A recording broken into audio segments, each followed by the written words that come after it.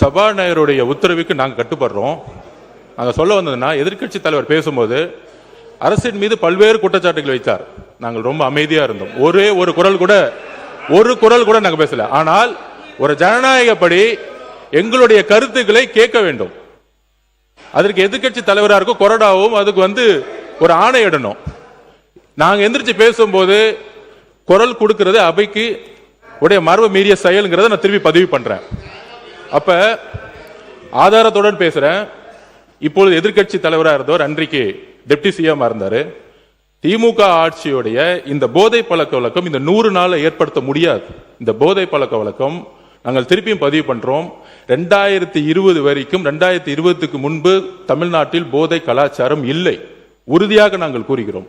ஆனால் இந்த கலாச்சாரம் எங்க ஆதாரம் இங்க இருக்கு. ஆதாரம் ஒரு பேச விட சொல்லுங்க. தைரியம் இருந்தால் என்ன பேச சொல்ல விடுங்க. பேசுங்க. உண்மை இருந்தால் அமைதியா இருக்கணும். உண்மையற்றவர்கள் தான் சவுண்ட் கொடுப்பாங்க. உண்மை இல்லைன்னா பயம் எந்திரிச்சு கத்த ஆரம்பிச்சிருவாங்க. எங்க பக்கம் உண்மை இருக்கு, என்கிட்ட உண்மை இருக்கு. ஒரு போதை கலாச்சாரம் தமிழ்நாட்டில் அதிகமா உருவாச்சுன்னா எங்க முதல்ல பிரச்சனை வரும்னா, குழந்தைகள் மீது பாலியல் வன்கொடுமை உருவாக்கப்படும். போதை கலாச்சாரம் உருவாகும் பொழுது குழந்தைகள் மீது பாலியல் வன்கொடுமை அதிகமாகும். இதுதான் ரெண்டுத்துக்கான நெருக்கம். அதுல 2020 தமிழ்நாடுடைய காவல்துறை அறிக்கை சொல்றேன். 2020 4338 கேஸ் போஸ்கோ வழக்கு. 2021 6064, கிட்டத்தட்ட 2000 கேஸ் இன்க்ரீஸ் ஆயிருக்கு. 2022 6580 கேஸ். 2023 6968 கேஸ். 2023 2024 குறிப்பாக இதை நோட் பண்ணிக்குவாங்க மாண்புமிகு பேரவைத் தலைவர்களே. 6968 இருந்து 10,046 40% போக்சோ வழக்கு அதிகமா இருக்கு. அப்பொழுது இப்ப நாங்க ஆன்டி ட்ரக்ஸ் போர்ஸ் போட்டிருக்கோம். எங்களுடைய முதலமைச்சர் பிரச்சாரத்தை உருவாக்கி இருக்காங்க. முக்கியமான இன்னொரு ப்ரூஃப் சொல்றோம். மாண்புமிகு எதிர்க்கட்சி தலைவர் இதை பத்தி சொல்லணும். முக்கியமான ஒரு ப்ரூஃப், பாலியல் தொந்தரவில் 2.5 வயது பெண் குழந்தை பலி. கற்பழிச்சது திமுக உறுப்பினர். 2.5 வயது குழந்தையை கற்பழிச்சது 2.5 வயது குழந்தையை கற்பழி திமுக உறுப்பினர். இதை பத்தி இதற்கு முன்பு டெப்டி சிஎம் இருந்த இன்றைக்கு எதிர்க்கட்சி தலைவர் 2.5 வயது குழந்தையை திமுக உறுப்பினர் கற்பழிக்க பொழுது என்ன பேசினார், என்ன நடவடிக்கை எடுத்தாங்க? போதை ஆன்டி ட்ரஸ்டுக்கு எதிராக எத்தனை மீட்டிங் இந்த 5 வருஷமா பதிவு பண்ணாங்க.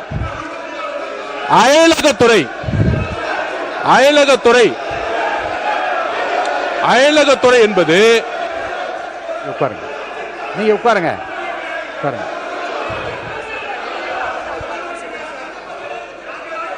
அதாவது அயலக யாராவது என்பது உட்காருங்க. நீங்க உட்கார சொல்லுங்க. மாண்புமிகு அவர் பேசி முடிக்கட்டும். மாண்புமிகு பொதுப்பணித்துறை அமைச்சர் அவர்கள் நீங்க உட்காருங்க. நீங்க உட்காருங்க.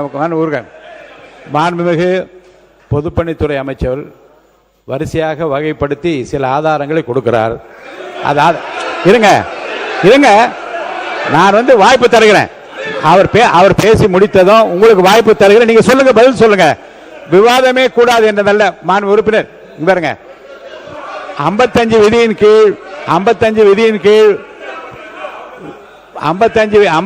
விதியின் கீழே கருத்து சொல்வதற்கு நான் அனுமதி அளித்திருக்கிறேன். அவர் கருத்து சொல்றாரு. அதுல மாறுபட்ட கருத்து இருந்தா உங்களுக்கு நான் அனுமதி தரேன். நீங்க பதில் சொல்லுங்க.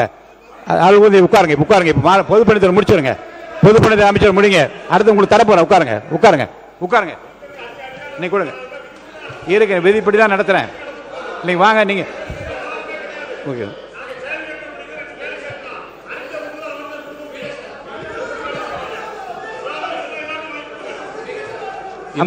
எதிர்கட்சி தலைவருக்கு முழுமையா பேச வாய்ப்பு கொடுத்து தவறுன்னு சொல்றீங்களா? நீங்க அப்போ எவ்வளவு சொன்னார். நான் அமைதியான கேட்டு இருந்தேன். எல்லா உரிமைக்கு அது பதில் சொல்ற உரிமை அவருக்கு இருக்கிறது இல்லையா?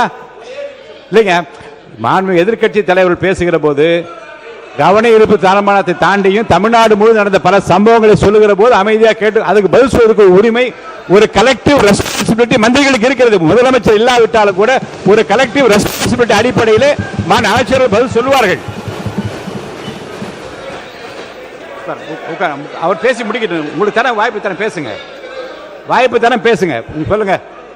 மாண்புமிகு பேரவைத் தலைவர்களே, இந்த ஆதாரங்கள் எல்லாம் திமுக ஆட்சியில் போலீஸ் கொடுத்த அறிக்கை. இது வந்து தமிழக வெற்றி கழகத்தோட அறிக்கை கிடையாது. இது போலீஸ் முன்னாள் முதலமைச்சர் மு க ஸ்டாலின் அவர்கள் ஹோம் மினிஸ்டரா இருக்கும் பொழுது அன்றைக்கு கொடுத்த டிஜிபி, அன்றைக்கு கொடுத்த இருந்த எஸ்பிக்கள் கொடுத்த ஆதாரம். இது போக்சோ வழக்கு கிட்டத்தட்ட 40-60% ஒவ்வொரு ஆண்டும் ஏறி இருக்கு. 2.5 வயது குழந்தையை கற்பழித்து திமுக உறுப்பினர் எஃப்ஐஆர் போட்டது உங்களுடைய அரசு தான். அதை தான் நாங்க பதிவு பண்றோம். அதுவும் அதுவும் அதுவும் அதுவும் அதுவும் அதுவும் மக்களுடைய பிரஷருக்கு வந்த பிறகு அந்த நடவடிக்கை எடுத்தாங்க. அதனால இந்த போதை பழக்க வழக்கம்ங்கிறது 100 நாட்கள் உருவாக்கல. இதை அடித்தளத்தில் உருவாக்குனதே திமுக தான். அதனால்தான் மக்கள் உங்களை தூக்கி எறிஞ்சிருக்காங்க. உங்களுடைய தோல்விக்கான காரணம் போதை பழக்க வழக்கம். இதை நாங்கள் உறுதியாக இங்க பதிவு பண்ணிக்கிறோம். எங்களுடைய தலைவர் ஆட்சியில் உறுதியாக அரசியல் தலையீடு இல்லாமல் யாராக இருந்தாலும், அரசியல் தலையீடு யாராக இருந்தாலும் கடுமையான கைது நடவடிக்கை எடுக்கப்படும் என்கிறதை நாங்கள் இங்கு உறுதி கொடுக்கிறோம்.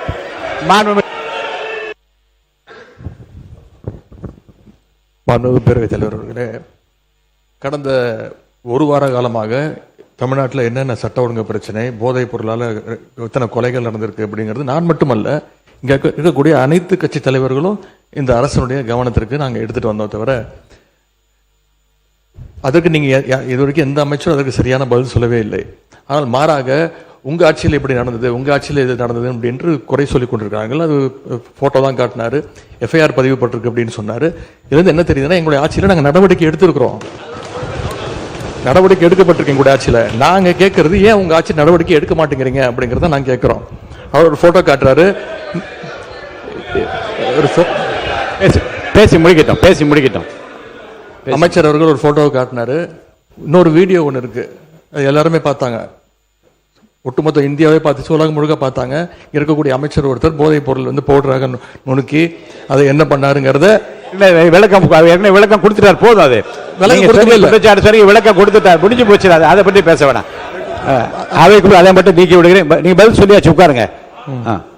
திரும்ப அதை பற்றி பேச வேண்டாம். கடந்த அவங்க திருப்பி குற்றச்சாட்டு வைக்கும் போது நாங்கள் அதை குற்றச்சாட்டு வைக்குவோம். அது மட்டும் இல்லை, கடந்த 5 ஆண்டுகளாக போதைப் பொருட்களை ஒழிக்க நாங்கள் எங்களுடைய தலைவர், எங்களுடைய முதலமைச்சர் சரியான நடவடிக்கை எடுக்கவில்லை என்ற ஒரு கருத்து இங்கே வைக்கப்படுகிறது. அது தொடர்பாக சில கருத்துக்களை இங்கே நான் கூற விரும்புகின்றேன். ஆட்சிக்கு வந்த ஒரே ஆண்டில் எங்களுடைய தலைவர் அவர்கள் போதைப் பொருள் இல்லா தமிழ்நாடு என்ற இலக்கோடு மதுவிலக்கு அமலாக்கத்துறையையும் நார்காட்டிக்ஸ் இன்டெலிஜென்ஸ் பியூரோ சிஐடி என்ற இரு பிரிவுகளை ஒன்றிணைச்சு இபிசிஐடி என்ற புதிய பிரிவை உருவாக்கினவர் எங்களுடைய தலைவர் திரு முத்துவேல் கருணாநிதி ஸ்டாலின், அன்றைய முதலமைச்சர் அவர்கள். அவர் அன்றைக்கு அப்படி செயல்பட்டதால் தான் கடந்த 5 ஆண்டு கால திராவிட மாடல் ஆட்சியில் இதுவரை இல்லாத அளவுக்கு ஒரு விழிப்புணர்வை ஏற்படுத்தி போதைப் பொருட்களை தொடர்ந்து எங்களுடைய அரசு பறிமுதல் செஞ்சது. இது தொடர்பான புள்ளி விவரங்கள் தேவைப்பட்டாலோ அவர்கிட்ட இருக்கு, அமைச்சர்கிட்ட இருக்கு. கூடுதல் தகவல் தேவைப்பட்டாலோ அதை நாம் எங்கேயும் போய் தேட வேண்டிய அவசியம் இல்லை. இந்த ஆட்சியில் இன்றைக்கு சென்னை மாநகர கமிஷனராக நியமிக்கப்பட்டுள்ள திரு அமல்ராஜ் ஐபிஎஸ் அவர்கள்கிட்ட இந்த அரசு கேட்டுச்சுன்னா அவரே இந்த தகவல்களை தெளிவாக எடுத்து கொடுத்துருவார். ஏன்னா அவர் தான் இன்னைக்கு கமிஷனர் இருக்கிறாரு. இந்த இபிசிஐடி பிரிவை தலைமையேற்று நடத்தியவரும் அவர் தான். அவர்கிட்ட கேட்டால் கரெக்டாக சொல்லுவார், எத்தனை டன் கஞ்சாவை பறிமுதல் பண்ணோம், எத்தனை பேரை நாங்கள் கைது செஞ்சிருக்கிறோம், சிறப்பு புகார் எண்கள் எத்தனை அறிவிச்சோம், விழிப்புணர்வு நிகழ்ச்சிகள் எல்லா டேட்டாவும் அவர்கிட்ட இருக்கு.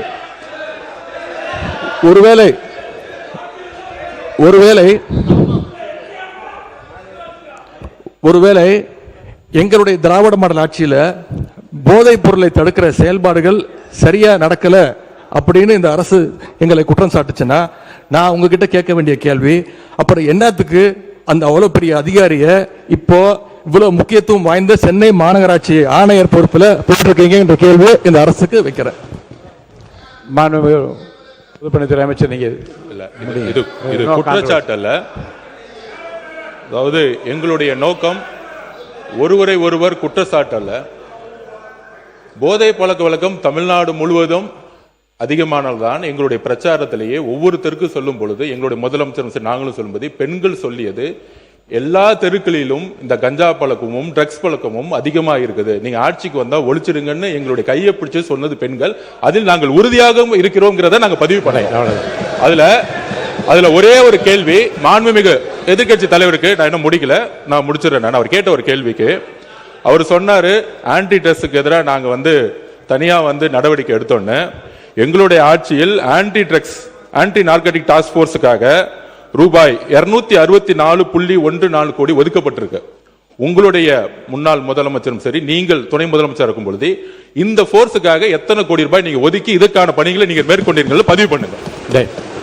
விவாதம் பேசு.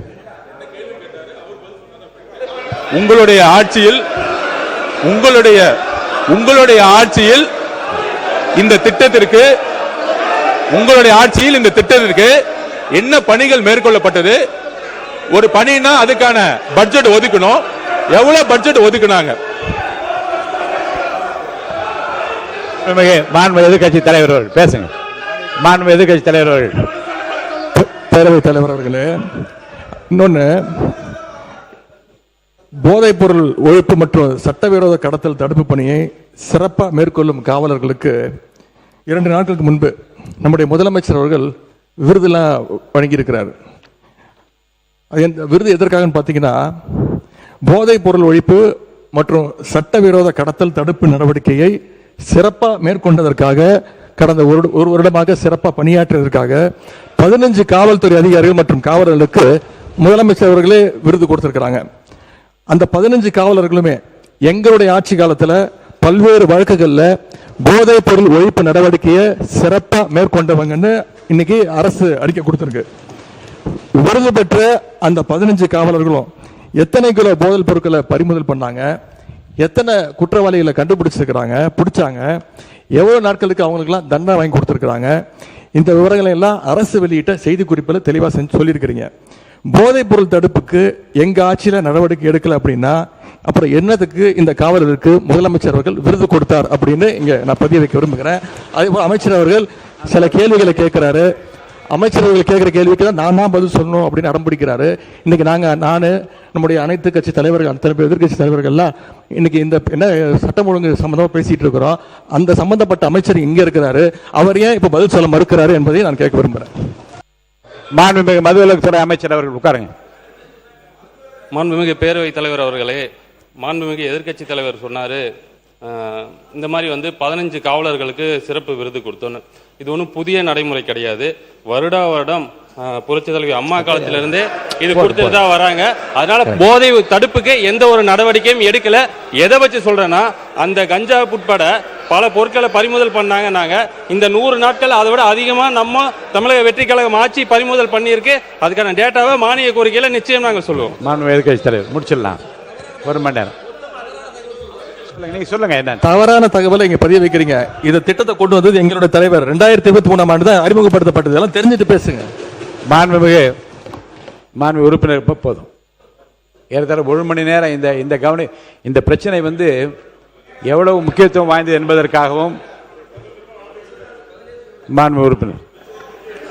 மாண்புமிகு உறுப்பினர் சொன்னாரு கேரளால இருந்து இது நிறைய சப்ளை ஆகுதுன்னு. இதுக்கான நடவடிக்கை தான் கேரளால இருந்து ஹோம் மினிஸ்டர் இங்க திரு ரமேஷ் சென்னிதால் அவர்களும் சரி, எங்களுடைய முதலமைச்சரும் சரி, இதற்கான அனைத்து திட்டங்களும் நடந்துகிட்டு இருக்குங்கிறத நான் இந்த இடத்துல பதிவு பண்றேன். கேரளாவுடைய ஹோம் மினிஸ்டரும் தமிழ்நாடுடைய ஹோம் மினிஸ்டரும் சேர்ந்து கூடிய விரைவில் கடுமையான சட்ட நடவடிக்கைகள் மூலம் கேரளாவிலிருந்து தமிழ்நாட்டுக்கு வரக்கூடிய அனைத்து ட்ரக்ஸ் உடைய வழிகளையும் மூடுவதற்கான அனைத்து பணிகளும் ஸ்டார்ட் ஆயிருச்சுங்கிறத நாங்க பதிவு பண்றோம். சிறப்பு கவன ஈர்ப்பு தீர்மானம். தேனி மாவட்டம் ஆண்டிப்பட்டி தொகுதி தும்மக்குண்டு மேகமலை பகுதிகளில் விவசாயம் செய்யும் விவசாயிகள் குறித்து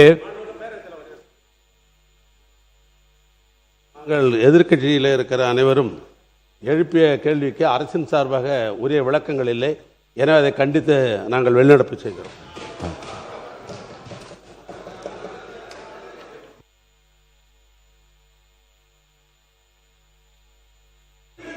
தேனி மாவட்டம் ஆண்டிப்பட்டு தொகுதி. கொஞ்சம் சத்தம் போடாது போ இல்லை, போகலாம். கொஞ்சம் அமைதியாக போங்க. அனுமதிக்கிறேன். போட்டோம் கொஞ்சம் அமைதி.